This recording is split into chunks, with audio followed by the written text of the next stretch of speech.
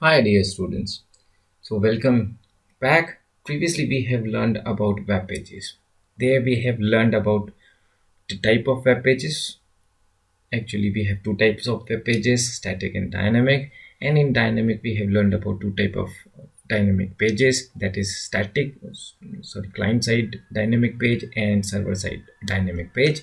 And then we have learned about various type of scripting language which makes a web page a dynamic web page. Here we have learned about two type of scripting language, that is a client side scripting language and a server side scripting language. And today in this series we are going to discuss what is a website. Okay, so website is a collection of multiple web pages, and these web pages are interlinked with the help of hypertext. Okay, so this is a simple definition of a website. And a website can be made with the help of a static HTML or with the help of a dynamic HTML or DHTML or a server-side scripting languages. Like we have discussed earlier, that PHP is one of the wonderful language. ASP.NET is also a very beautiful language, and we have a Python servers using a Django and Flask framework, which gives you opportunity to develop a website with the help of Python. Okay, and then now let us discuss about the web browser. So web browser is or are the softwares which gives you opportunity to browse the world wide web. So with the help of our web browsers you can access www. Now even you can access your website with the help of a FTP using a browser. So I'm going to open this browser and use http://bcjapsnet.in. That's perfectly fine. This will open up my website. Okay, and if you specify FTP in front of a website, then see it asks for a username and password. Okay, if you specify the username and password, it will show you a correct FTP version that was displayed in my Mozilla Firefox. You can see this was the directory structure on my server. So this structure will be displayed if I specify the correct username and password here. Okay, I'm not going to show it to you.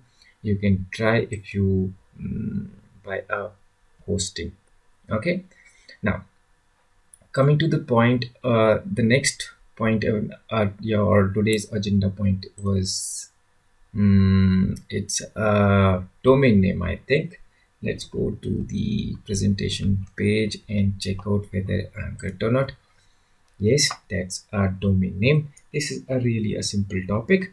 Let us go to my browser and type one. So bcjapsnet.in is the domain name. Okay, and it has a specific IP address. Okay, and this is a simple domain name. But if I specify slash and specify some page, let's say that is demo dot html, which we have created earlier, then this whole complete thing is termed as a URL because it uniquely identifies a page or resource on the World Wide Web or the network. So complete name is termed as a URL. Okay, so first thing first, we can specify somewhat like this: http:// and www dot. So this is a complete URL.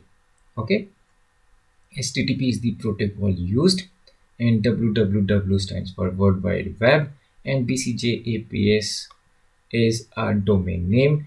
Net.in is actually a top level domain name, and this is called a subdomain name.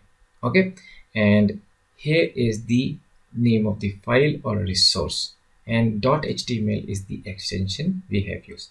Okay, hope this is clear to you. So domain name is only bcjapsnet.in, and URL is complete thing. Okay, and see, This is really very important. You should be distinguished between URL and a domain name, right? And it is important when we are talking about both. Okay, so that is it about the domain name. Okay, I want to show you one more thing. Now, instead of typing the URL bcjapsnet.in, I'm going to type some numbers. 49 full stop or dot 50.68.33. Okay, just hit enter and see what is it. So actually it is a flask panel for our website. Okay, right? So, and if you specify, wait a minute, let me do it.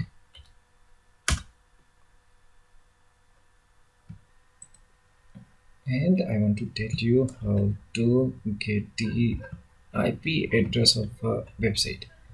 Now for this you need to open a command prompt, and then you need to specify or fire a command called tracert, and then specify www.google.com or a domain name.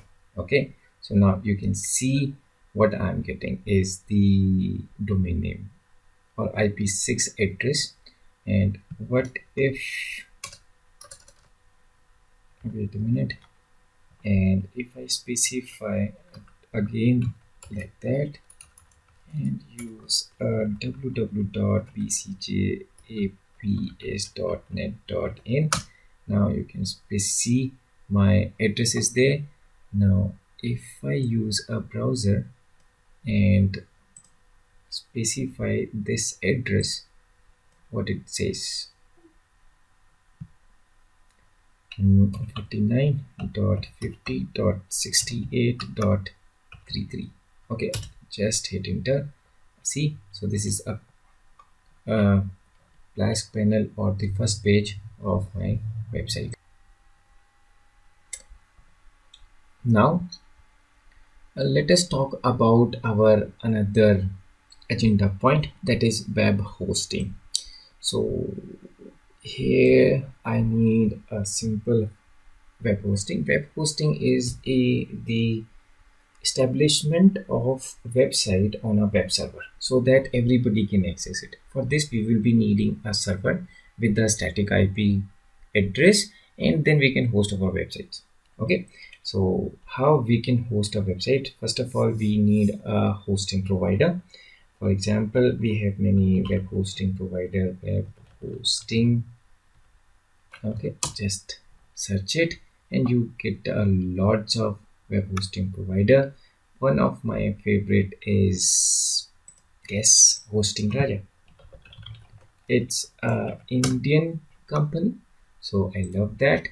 We just go and click on the link, and now it will display many plans like gold and silver. This is 161 per month, but these are Linux based. I think you can host a PHP or JSP, but I need a Windows hosting, so I can click on the option Windows hosting.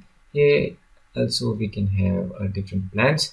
You can see the rates, and according to these you can select these. They will provide you have to purchase a domain name like bcjapsnet.in. What I'm going to do it, I'm going to buy it, just showing some process. For example, I want a abc 5.in, then go ahead and search. If it is available, then it will show you. So I think it's available. Then you need to specify these, and you can simply purchase just like anything you purchase over internet using Amazon or anything, right? You need net banking, and then you can go ahead and purchase the account. And this service provider or web hosting provider will give you a FTP username and the password. and you can use the previous process which I have demonstrated earlier to host the website. And that's all for today. Hope you enjoyed this tutorial, and bye and have a nice day.